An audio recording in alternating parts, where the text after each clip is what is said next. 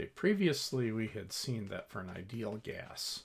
And remember, our view of an ideal gas is that it's a bunch of tiny little molecules, tiny little billiard balls actually, that only interact with the walls of the container. We saw that the average energy of one molecule was equal to 3/2 kT, or we could say that the thermal energy was 3/2 N kT, because the thermal energy was just the average energy of each molecule times the number of molecules. All right, but if we think about where did that 3 come from? And the 3 comes from the fact that we live in 3 dimensions. If we recall from isotropy, that 3 came from us observing that when our particle, we were thinking about a particle just rattling around in a box, the only thing that could ever do any work on the particle rattling around in the box was the walls of the box. There weren't any other particles, and the ideal gas assumption, even if there were other particles, since the mean free path is so long, we neglect collisions with other molecules. So what this meant was that the x, y, and z components of momentum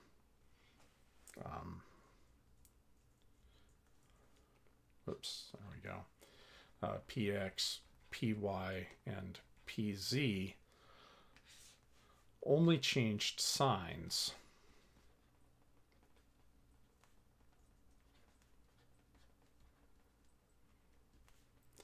not their values, not their magnitudes.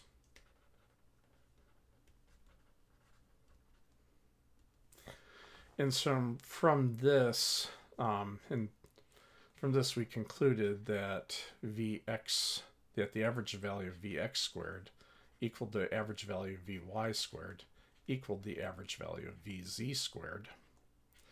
And we said that by the Pythagorean theorem that was 1/3 just the average value of V squared. Okay. But the big thing was that we were saying that these were all equal, and we called this isotropy.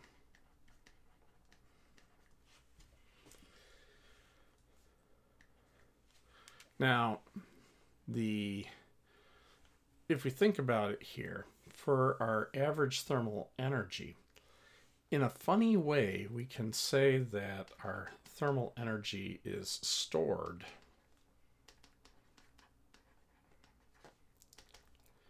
in what we call the x, y, and z modes of the kinetic energy of the particle. And this is because since the kinetic energy of the particle is 1/2 mv squared, and then we're taking averages for each individual over the molecules, since these 3 pieces are all the same and there's no way to change them, we can say that we can divide the energy into 3 slices, one associated with the x component of motion, one associated with the y, and one associated with the z. I want to be careful that I'm not taking components of the kinetic energy. Kinetic energy is a scalar, it's not a vector. But we can observe that the x, y, and z components of the motion are all making contributions, and those contributions are all equal. And so we call those equal contributions modes of the kinetic energy. And what the Equipartition Theorem says is that for every mode of energy storage that we can think of, the energy stored in each mode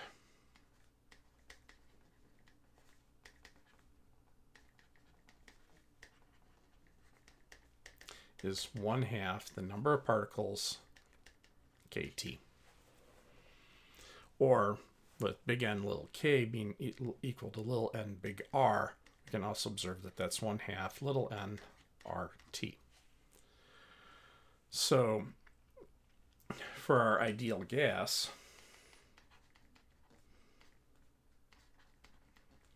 you can say the thermal energy is 3, because we have 3 modes, times the energy per mode, 1/2 nRT, to get 3/2 nRT, which is what we had before. This can allow us to go ahead and calculate the molar specific heat. So if you'll remember in an earlier video, I pointed out that the molar specific heat at constant volume for helium, neon, and argon, which are the 3 noble gas atoms that basically act as close to ideal gases as we can get in reality, all were 12.5 joules per mole Kelvin, which sounds suspiciously like 3/2 times 8.3 joules per mole Kelvin, which is the ideal gas constant. So let's go and work that out. So by the equipartition theorem, we have that the thermal energy is equal to 3/2 nRT. If the thermal energy of the system were to change, well, the 3 isn't going to change, the half isn't going to change, the n isn't going to change, the r isn't going to change. The only thing that could change is the temperature. But we had shown earlier that any change in thermal energy was equal to NCV delta T. So the only way these two are going to make sense is if the specific heat at constant volume is equal to 3/2 R. And this is true for an ideal gas, or in the case of helium, neon, argon, we're going to just say a monatomic gas.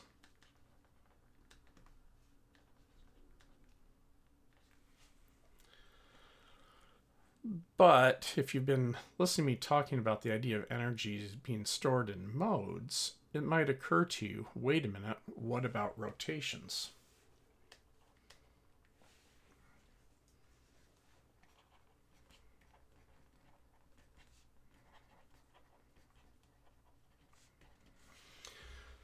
So for a monatomic gas, they don't count.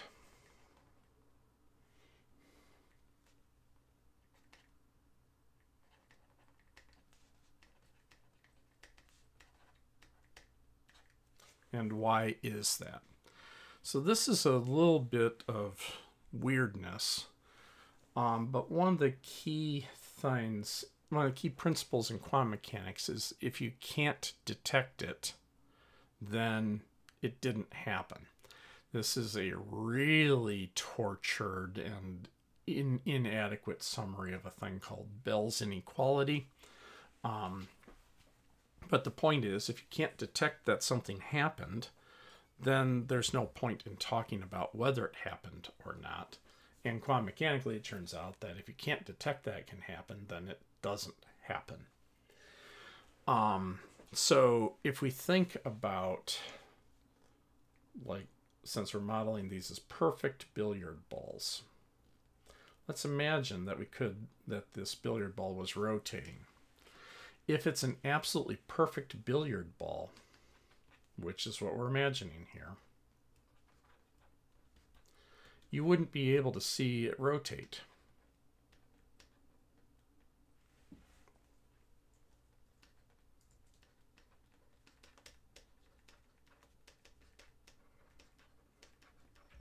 Right? Because if you think about it, if you hold a ball in front of you and rotate it, say a tennis ball, basketball, whatever you got in hand, any ball will have some sort of markings on it, even if it's not meant to. Like, say, a billiard ball. You take a cue ball. You think, man, that's about as perfect as you can get. It doesn't have any markings, right? No. There's tiny little imperfections in how it was manufactured. And so you can see a little bit of texture. And because you can see a little bit of texture, when you rotate it, you can tell that the thing's rotating. Now, if it were absolutely 100% perfectly made, you wouldn't be able to see any texture. There would be no markings, nothing. And so if you rotated it, your eyes would not be able to detect that it rotated. And so oddly, at atom and molecule land, if you can't see it happen, it can't happen. And so for helium, neon, and argon, which really are at the atomic level little bit, have perfect spherical symmetry, you cannot tell that it's rotating. And if you can't tell that it's rotating, then quantum mechanics says that it isn't rotating. So we can't store, in a monatomic gas, we cannot store any energy as rotational kinetic energy. We only have translational. And also we can't have any potential energy because our little billiard balls aren't interacting with anything. So there's no energy associated with that.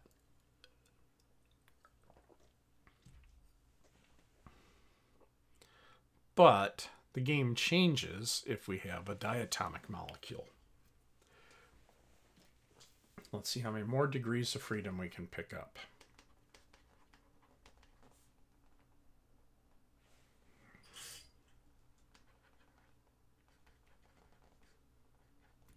So a diatomic molecule, I'm thinking something like oxygen, nitrogen, something like that, O2, N2, something like that. Well, now here, we actually pick up 2 more degrees of freedom from the rotations.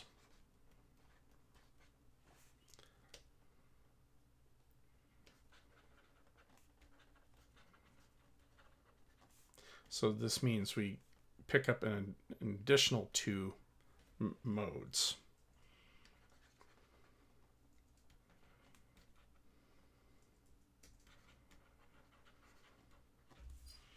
So what I mean by that, so I'm going to have a very wimpy spring connecting these, or maybe actually a very stiff one. So here's the deal. There are 2 rotational axes that are perpendicular to the bond. So I'm drawing them in purple and blue. So we can separately talk about the component of angular velocity around the purple and the component of angular velocity around the blue. Now you would think that we could also talk about the component of angular velocity. Now here I'll put it around the red. You'd think we could talk about rotating about this, but the problem here is that you can't see it happen. These 2 around the purple and blue you can see happen. You can actually see the atom move. Say if we're rotating around the blue, you would see this atom start to go down and this atom start to go up.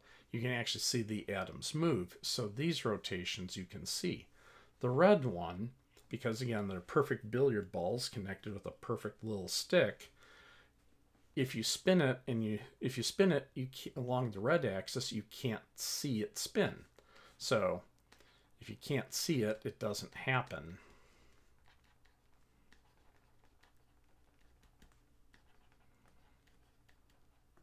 Because due to quantum mechanics. So we pick up 2 modes of from rotations. And again, because it's an otherwise ideal gas, we're not having collisions with other atoms, conservation of angular momentum means that whatever this is and whatever this is don't change, except when we strike a wall and we change signs of it possibly. So we gain 2 more modes. Now you'd say, well, wait a minute, what about vibrations? All right. Couldn't we possibly have vibrations? And the answer is, yeah, kind of, maybe, but not at room temperature.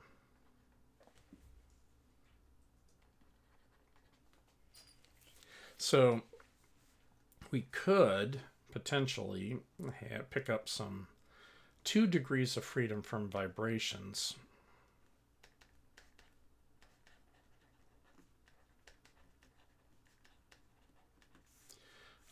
There would be 1 due to the kinetic energy of the molecules oscillating.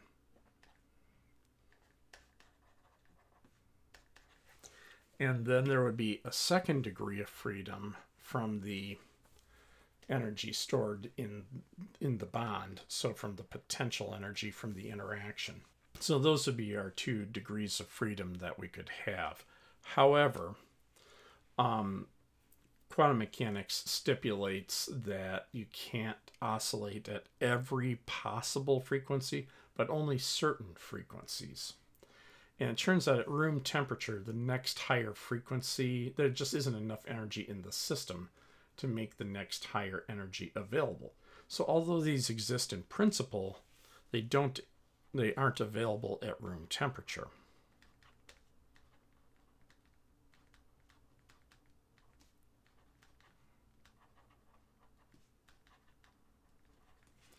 So this means at room temperature,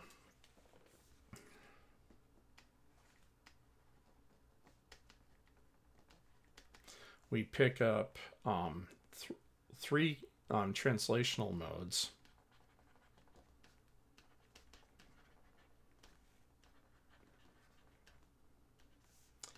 and 2 rotational modes.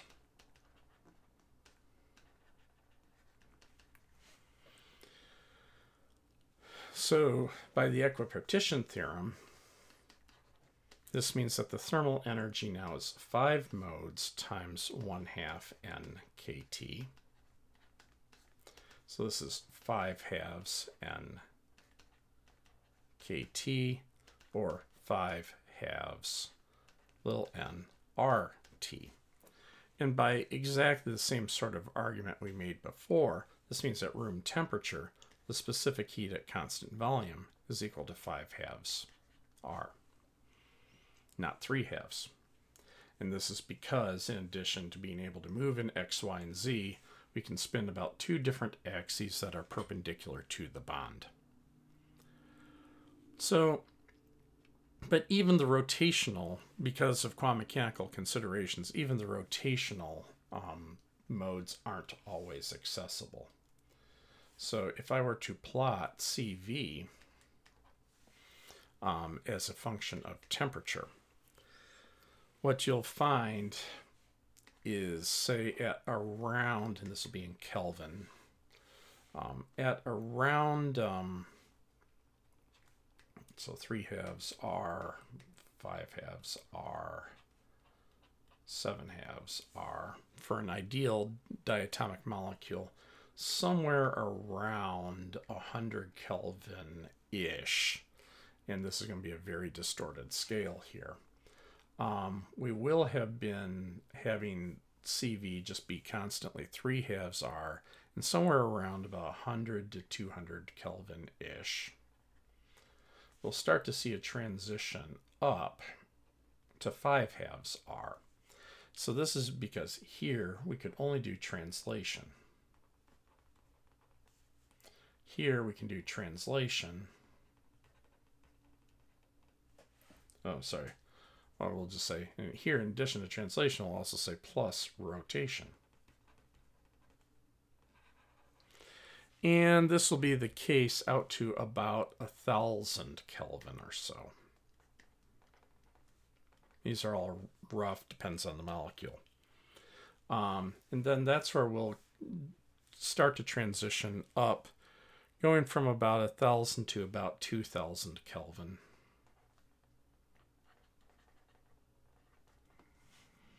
We'll start to transition up to about 7/2 R. And this is where we added in the vibrations. So if we're cold enough, because quantum mechanics doesn't allow for every conceivable rotation, but only certain ones, if you're cold enough, you can't get to the next highest one. Those degrees of freedom aren't available. Once it gets warm enough that rotations start to be able to happen, we see CV jump up from 3/2 to 5/2 R. And then once it gets hot enough to let vibrations be energetically accessible, we see CV go up from 5/2 to 7/2 R. This also means in each of these regimes that gamma is going to be a different value. So just as a quick reminder, for an adiabatic process,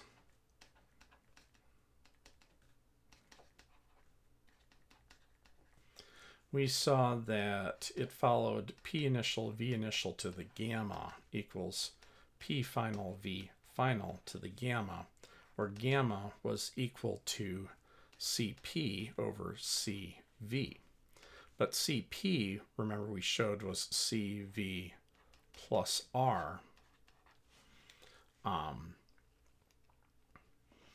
So in this regime here, for where this is translation, this gamma is going to be 3/2 R plus R over 3/2 R. So this is going to be 5/2 R over 3/2 R, gives me 5/3. Similarly, once we get to the regime where rotations can happen, this will be 5/2 R plus R over 5/2 R is going to give us 7/5. And similarly, when vibrations become available, gamma will be 7/2 R plus R over 7/2 R is going to give us 9/7. So this is what I was saying earlier, with an adiabatic process, the exact shape of the curve depends on the kind of gas. If it's a monatomic gas, gamma is 5/3 because there's only translational degrees of freedom available. For a diatomic gas, at room temperature, gamma is usually going to be 7/5. If the gas is ridiculously cold, though, it'll be 5/3, and if it's ridiculously hot, it'll be 9/7. So what if we have a polyatomic molecule? Well, if you have a polyatomic molecule, you can repeat the same idea, except that with a polyatomic molecule, you'll be able to see rotations in X, Y, and Z. So now you'll pick up 3 degrees of freedom. Counting the vibrations the vibrational modes gets really nasty, though, so this is why I'm going to sweep polyatomic molecules under the rug. Figuring out the modes of oscillation is not as straightforward as you would think. But we can think about a solid. So let's say we have a solid.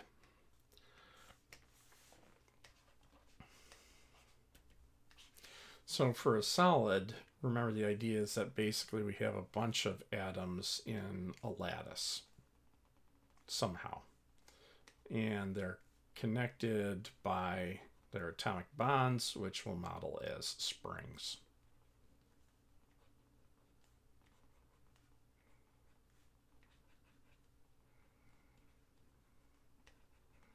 There, something like that.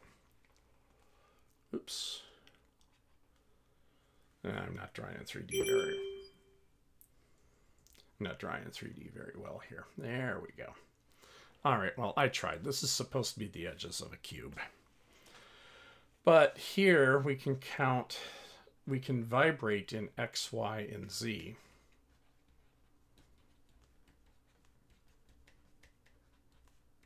So that gives us 3 modes. And we have potential energy, our bonds are aligned in X, Y, and Z. So we have also 3 modes for potential energy.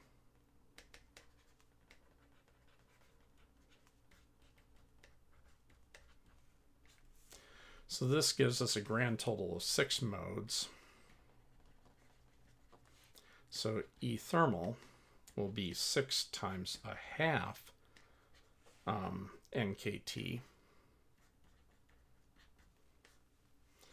or it's 3 NKT, or 3 little n RT. And here the molar specific heat, well, it's always at constant volume because it's a solid. And if it's ideal, we're saying it's incompressible enough at least, will be 3R.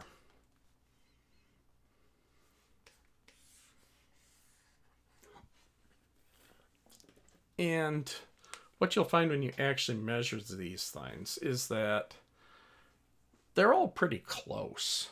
The fact that they aren't ideal does give you some deviation off of these values, but it definitely gives you the right neighborhood to be looking in each of these cases.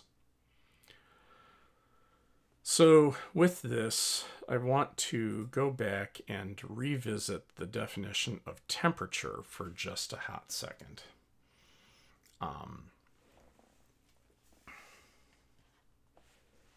Specifically the definition of the Kelvin.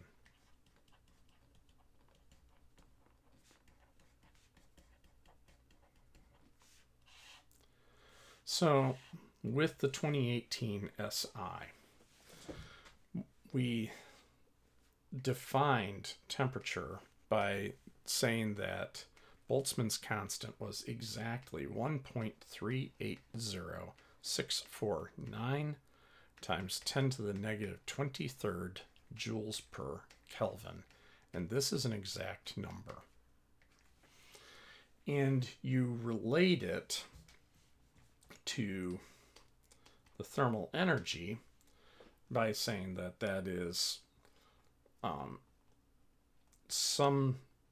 it's going to be N kBT with some number in front.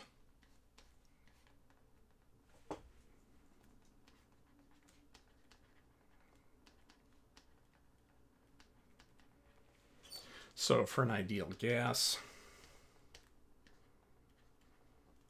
that number was 3/2. But we saw that for a diatomic gas at room temperature, diatomic ideal gas at room temperature, that number was 5/2, and so forth. It turns out that the current best practice for doing this is to construct a semiconductor device that does funky things with a collection of electron spins, and the number to put in from the Equipartition Theorem is very well known and very precisely measured. So that's the ideal best sensor that's used for measuring temperatures. The number that you get comes from these same kind of considerations of the Equipartition Theorem, but it's a little more than I want to get into in this treatment here. But this is how the Kelvin of temperature is defined. And then from that, Celsius temperature is defined as Kelvin minus 273.15. From that, in the United States, Fahrenheit is defined by the Celsius to Fahrenheit conversion formula, and so forth. So this is one of these cases where when we started out our treatment of temperature, I did it by operationally defining it using a constant volume gas thermometer. But sometimes with operational definitions, remember the point of an operational definition is to be able to talk about something you don't completely understand by giving a recipe for how to measure the thing. It took the better part of a couple hundred years of research, but eventually we understood what the thing was that temperature was measuring. We understood that it was the thermal energy. Now, this actually led to a bit of a crisis as to whether maybe we should delete the Kelvin altogether and just use the joule. But the concept of temperature is just too darn useful for thermodynamics that nobody was really willing to get rid of it. So this is how we define temperature, is via the Equipartition Theorem applied to some system that we can model extremely well. Alrighty, And so with that, going forward, we'll start to be taking a look at the entropy and the second law of thermodynamics. We'll see you in the next set.